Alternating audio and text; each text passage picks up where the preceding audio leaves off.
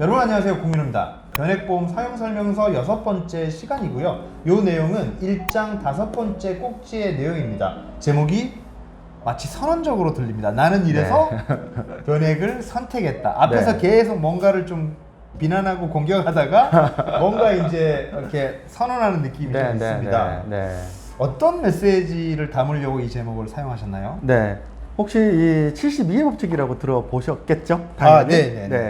누구보다 잘 아실 건데 72의 법칙이라고 하는 거는 기본적으로 이제 내 돈이 2배가 되는데 걸리는 시간이 도대체 몇 년이냐라고 하는 걸 계산할 수 있는 그런 공식이거든요. 그러니까 예를 들면은 매년 10% 이자율을 주는 어떤 상품이 있다라고 하면은 72라고 하는 숫자를 10%로 10으로 나누면은 이제 내 돈이 2배가 되는데 걸리는 시간이 나와요. 그렇죠. 7.2년. 7.2년이죠. 그러면 10%는 사실 너무 이제 동떨어진 얘기니까 2%를 가정을 한다라고 하면은 72를 2로 나누면은 36이 나오죠. 결국 무슨 얘기냐면은 30살인 어떤 금융 소비자가 2%로 금리를 주는 상품에다가 돈을 넣어놓는다라고 하게 되면은 36년 66세가 되면은 내 돈이 1억이 2억 되는 거예요. 된다라고 하는 얘기죠. 까마득하네요. 1억이 2억 되는데 36년이 걸린다. 근데 문제는 이 공식은 세금을 반영하지 않은 거예요. 이자소득세. 우리 이제 지금 기준으로 이자소득세를 15.4%를 떼잖아요. 그러면은 이자소득세를 감안하면은 30살 금융소비자가 내 돈을 2배를 만드는데 걸리는 시간은 36년이 아니라 40년으로 불어나요. 그러면은 30세에 가입한 돈이 70세가 돼서야 2배가 된다라고 하는 얘기죠. 이건 은행이 쓴 바보 같은 얘기. 2%로 굴러가면 답이 없네. 그런데 더 이제 놀랄 일은 72의 법칙은 연복리의 개념이에요. 연복리의 개념. 연복리로 받았을 때 30살 때 맡겨놓은 돈이 40년 후 70세 때 2배가 되는데 이게 이제 실질적으로는 단리잖아요. 단리가 되게 되면은 현실적으로 이렇게 볼 수 있어요. 일반 은행 예적금을 통해서 내 돈을 2배로 불리는 거는 대단히 죄송하지만은 살아생전에는 불가능하다. 내 돈이 2배 되는 거는 불가능하다. 은행을 이용해서. 현실적으로. 정말 은행은 그냥 내 개인 금고 개념으로 봐야 되겠네. 이제 더 이상 뭔가 그 돈이 불어난다는 개념은 포기해야 되는 거네요. 어쩌면 일본처럼 이용료를 내야 될 수도 있는 거고요. 실질적으로 유럽의 어떤 특정 국가는 제가 정확하게 기억이 나지 않는데 통계청 자료를 보니까 유럽의 어떤 특정 국가는 소비자 금리가 지금 마이너스 금리인 데가 실질적으로 있더라고요. 어떻게 된 내용인지는 모르겠는데 통계청 자료에 보면 그렇습니다. 결국은 투자를 할 수밖에 없다. 이렇게 결론을 내려야 되는 건가요? 물가를 따라잡지 못하면 죽은 돈인 거죠. 뭔가 투자를 하긴 해야 되는데 어떻게 보면 DLF 사태가 나온다든지 이런 일이 좀 생기는 것도 같아요. 맞아요. 일반 소비자들이 이제 기억하셔야 될 게 있어요. 기본적으로 보통 소비자들은 어떤 생각을 가지고 있냐면요. 은행에서 주는 금리는 이제 만족스럽지 못해요. 누구나 다 마찬가지예요. 그런데 만족스럽지 못하기 때문에 초과 수익은 또 얻고 싶어요. 그렇죠. 안정적인데 조금 초과 수익은 얻고 싶어요. 그런데 내 원금이 깨지는 거는 손실되는 거는 싫어요. 맞아요. 사실은 이 논리가 말이 안 되는 거거든요. 은행보다 더 받고 싶은데 내 원금은 건드리지 마라고 하는 거거든요. 그래서 저도 그게 참 그 말이 너무 웃기는 게 원금 보장형 무슨 땡땡 상품.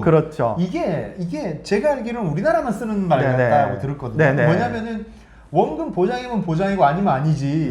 원금 보장 추구형 무슨 상품. 추구형. 웃기는 거잖아요. 원금 보장 안 돼. DLF도 사실 그런 사태거든요. 맞아요. 기본적으로 생각을 하셔야 되는 게 뭐냐면은 은행을 벗어나는 순간 무조건 위험은 있다. 원금 손실의 위험은 항상 있다. 그 위험이 크든지 작든지 항상 있다라고 하는 거 딱 하나만 기억을 하시면 돼요. 왜냐면은 아주 당연한 얘기 같지만은 굉장히 중요한 얘기입니다. 분명히 위험이 있어요. 은행을 벗어나서는. 그러면은 누군가가 어떤 상품을 권해요. 그럼 이게 예적금이 아니에요. 그러면 당연히 어떤 위험이 있겠죠. 그러면은 나는 이게 뭔가 위험이 있겠구나 라고 우선 생각을 하신다면은 어떤 과정을 거칠까요? 그 위험이 도대체 뭔가를 확인하는 절차를 갖게 돼요. 이쪽에서 위험이 없대요. 근데 이게 뭐예요? 예적금이 아니에요. 그러면 위험이 있는 거잖아요. 그렇죠. 그럼 확인하게 되고 그 위험이 어떤 위험인지 어느 정도 사이즈의 위험인지를 내가 알고 이제 선택하게 되면은 그 결과에 대해서도 결국은 내가 책임지니까 괜찮은 거죠. 근데 이제 그게 재미없이 무조건 안전하다. 근데 예적금이 아닌데 안전하다. 정말 안전한가 보다. 정말 수익도 괜찮은가 보다. 이렇게 가입하기 때문에 이제 DLF 사태라든지 라임 자산 운용의 이제 펀드 환매 중단 사태라든지 이런 일을 당하게 되는 거죠. 기본적으로 대한민국 금융 소비자들의 성향도 네. 그런 상품들을 부추기는 것 같아요. 저는 생각이 조금은 좀 다르기도 해요. 그런가요? 네. 저는 이제 우리나라 국민들의 어떤 금융 지수, 금융 마인드는 대단히 훌륭하다라고 저는 생각을 합니다. 금융 선진국으로 가는 하나의 과정이다라고 생각을 해요. 예. 전체적인 어떤 구조적인 문제지 금융 소비자만의 문제는 아니다라고 생각을 합니다.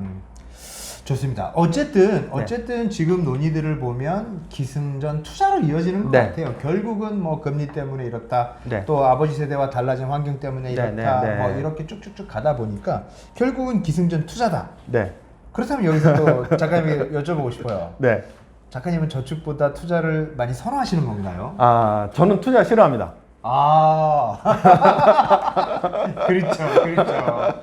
저는 투자 싫어해요. 맞아요. 저는 이제 펀드보다 예적금을 더 좋아하고요. 만약에 뭐 변액보험보다도 저는 공시율연금 뭐 이런 걸 더 좋아합니다. 그런데 어쩔 수 없이 투자를 하면서 살고 있어요. 사람이 살다 보면은 하고 싶은 것만 하면서 살 수는 없잖아요. 이미 금융 환경이 변했어요. 바뀌었어요. 그런데 내가 하고 싶은 거를 하려고 했더니 그게 내 미래를 보장을 해주지 못해요. 그래서 어쩔 수 없이 위험을 안고 내가 감수할 수 있는 위험을 안고 투자를 하고 있는 거예요. 그래서 과연 투자를 좋아서 하느냐? 투자를 좋아서 하는 사람은 극히 드물다라고 저는 생각을 합니다. 그래서 좋아하지 않지만은 본인이 스트레스 받지 않는 한도 내에서 적정한 방법을 찾아서 투자를 해야 된다라고 저는 생각을 하고요. 저도 그렇게 하고 있습니다. 좋아서 하는 건 아니에요. 이 말은 정말 공감이 갑니다. 그러니까 난 투자를 좋아해요. 그래서 투자 상품을 뭐 이렇게 뭐랄까요, 긍정적으로 바라봅니다, 이런 게 아니라 난 투자 싫다, 그 신경 써야 되고 위험도 있고 이런데 그걸 난 좋아하지 않아. 근데 그렇게 할 수밖에 없잖아라는 말이, 그러니 그거를 잘 익혀야 한다는 말이 굉장히 크게 설득력 있게 저한테는 들리네요. 그러면 한 가지 더 여쭤볼게요. 변액보험도 많이 하고 계시나요? 당연히 변액보험 하고 있죠. 저는 주로 변액보험 그러면은 주로 이제 장기 상품이잖아요. 그리고 이제 거의 대부분의 어떤 변액보험 상품이 주로 이제 은퇴를 준비하는 상품이거든요. 맞습니다. 노후를 대비하는 거죠. 이거는 이제 제 개인적인 취향이고 선택일 수도 있는데 저는 변액보험을 대체할 수 있는 어떤 은퇴 상품은 많지 않다. 저는 그렇게 생각하고요. 전부는 아니더라도 일정 부분 이상 개인적인 겁니다. 최소한 절반 은퇴 준비를 하는 데 있어서 절반 이상은 변액보험으로 준비하는 게 맞지 않을까. 저는 이렇게 생각합니다. 왜 그렇게 생각하는지는 이제 다음 영상에서 하나하나 서로 이제 얘기를 하다 보면은 이제 알게 되실 거예요. 좋습니다. 오늘까지 해서 변액보험 사용 설명서 이 책의 일장 내용, 왜 변액보험인가에 대해서 지금 상황에서는 투자라는 걸 해야 되고, 그리고 장기 투자, 은퇴를 대비하는 장기 투자의 개념에서는 변액보험이 필요하다는 얘기를 정말 좀 이렇게 뚜렷하게, 명쾌하게 말씀을 해주신 것 같고요. 그래서 아마 시청자분들도 많이 도움이 되셨을 것 같아요. 다음 시간도 기대해 주시고요. 오늘 저희가 준비한 내용 여기까지로 하고요. 다음 시간에 또 알찬 내용으로 찾아뵙도록 하겠습니다. 얘기 해주셔서 감사합니다. 고맙습니다. 고맙습니다. 잠깐 여기서 구독 잊지 말아줘.